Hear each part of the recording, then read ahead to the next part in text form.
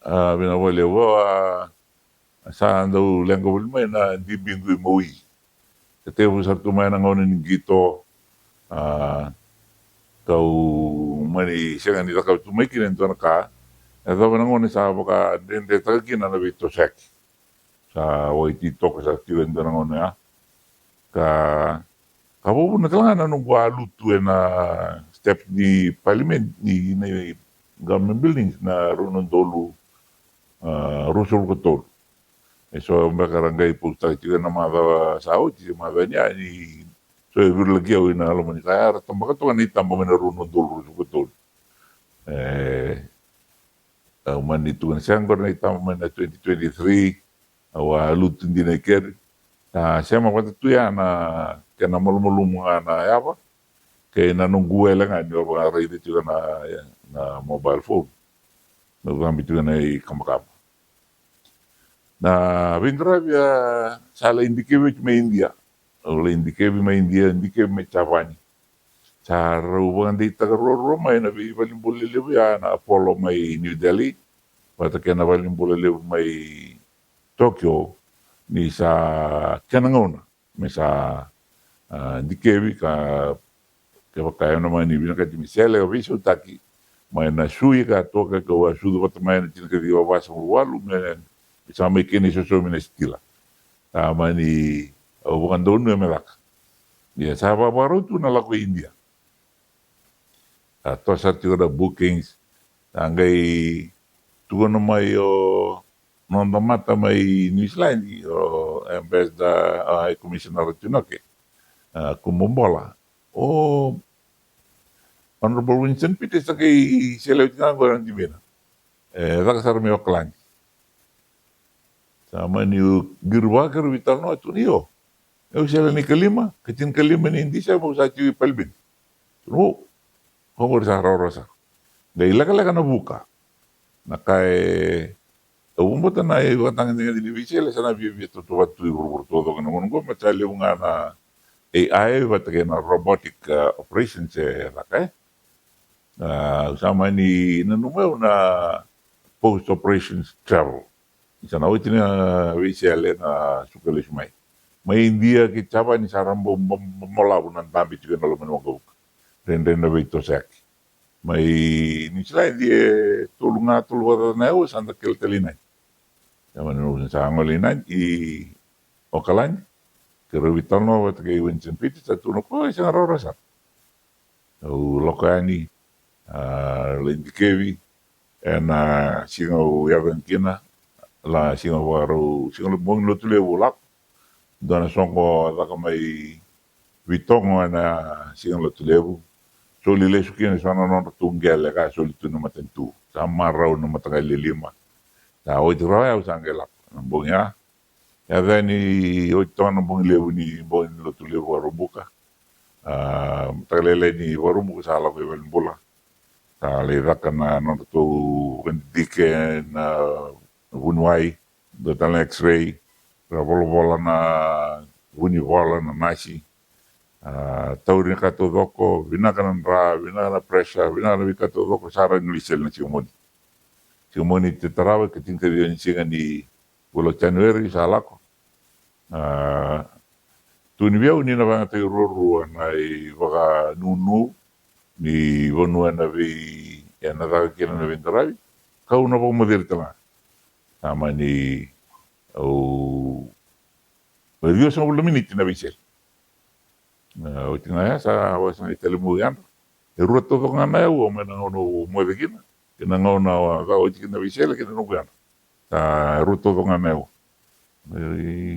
Sa sigaman ni bakla na mo. Sa atuan orto na saud.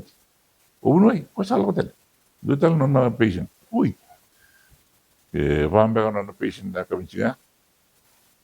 Tiga balin bulan nombong ini moniti, bong tuisiti. Bukan lulu sa suka nota. Karena moniti teras tuisiti terapa sa bukan lisma wit. Berarti ni ando na public holiday mai New Zealand na kan si moniti. Wheelchair mai okalandi. May wala ko I wanda no ko buka. Sombu mai ke signi bakaro ndo wheelchair sama ni tito kutunga mai na ngabuka sarna na VIP lounge. Sapa kira kini kamu gara raw. Wala nga sa ambiu talaga ng titok. May imbiu na plasta na madawanggo, tingtiw ni madawanggo sa ambiu na plasta ka kami tomikin. Ando bisaw juga bisinga, kami ni bisinga ando bisaw.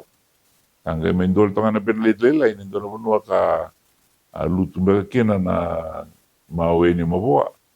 Mani yandra to kasi ni Ndra, lurin to nga dam to. Sama ni tunang abuno. Ito kapto nga ni kinapendin. Pata kayo na sinsin, oiway. Oiway sing di bagay sulwak. May lumutukin. Kaya nakintotolo kinararaw. So minawelewer na ito kani may New Zealander, laibisi kani, lokayan na to tiwalikin or to na Fiji Water, na shipping group. Kito laibital na kami ni singa ni Baron yung lakoy Balimbula. So talamat yung narundo na biwatin niya na bali na Pramesh Sharma. Kana marama sa road na hip replacement. Ready ni ro bulu tiko tarik yung don ro resort bari inden na raw ng ko or tali tagi bitir do maro ta non ro ngade me kiro sabi tarasar don ro hotel. Baka mama tatagto na igala wara ro ta na bibisaki. Wobin mina wale ni toro to may na wili takyo honorable Sorongo ni ro wala ko na tulak to deputy prime minister. Umani soliwi wasarong me tauri uli to may ni ulako. Kaya na lawin ni Islandi, wabin na wale na vingarabi na kumika, ngay siyang sutalangan ni Sauliw. Na kaya binakatag sarkin, ang plata na i-wondo-wondo, nilako ni Islandi, lismay. Patang ni wondo-wondo nilako India, lismay. Sa nakuya ako na wunway, nakotukin na binduin ni Isaw. Di vingarabi wunway. Na bulo kaya ngo binakatu. Mulo wakasama ni nagere tu nga ko nakana sombe kay udway ni wakasama tu bogor do tentu non romananan. Kanda ronga ni wasa nakanda waklato. O wakla ni rawa au yalo ninde do ni raider to na no gilalawa. To ninde toka. Me waka di tikito tanga na bika me yalmo. Din saya pala tu lewu na wili taki na lewu ni ribi taki na wika so na viwanga gai. Sa tingan tos. Ngau ngo me nangangaro ni wo na kamalat ni daw so ngau na nanum tu na matentu. O numuka ngor ni wala ka na matentu. Siya ninda nanum yurti wala na tintikan. Sige kuni may lang katakal ito na law. Wala ba nakaya malata na law? Anong kau ito go is in accordance with the law? Doon may tuman na numero na tintikan naman, di karoon nitikan naman. Am I not betraying their trust? Na kau ito go na wakan di tayo na non rabito ko ni siya. So, nindo may luto, you're not letting the government down. You're letting your voters down. Ni waya more intimate wala kasara na kanawakasam take mbimbi da kabikan sarana na biyo man de chulo wala no dulugo kendo na lenga baka may biyo lomgo sambali biyaw na nonra kana may mamuta kina nonra biyo bauti karanding takyo makin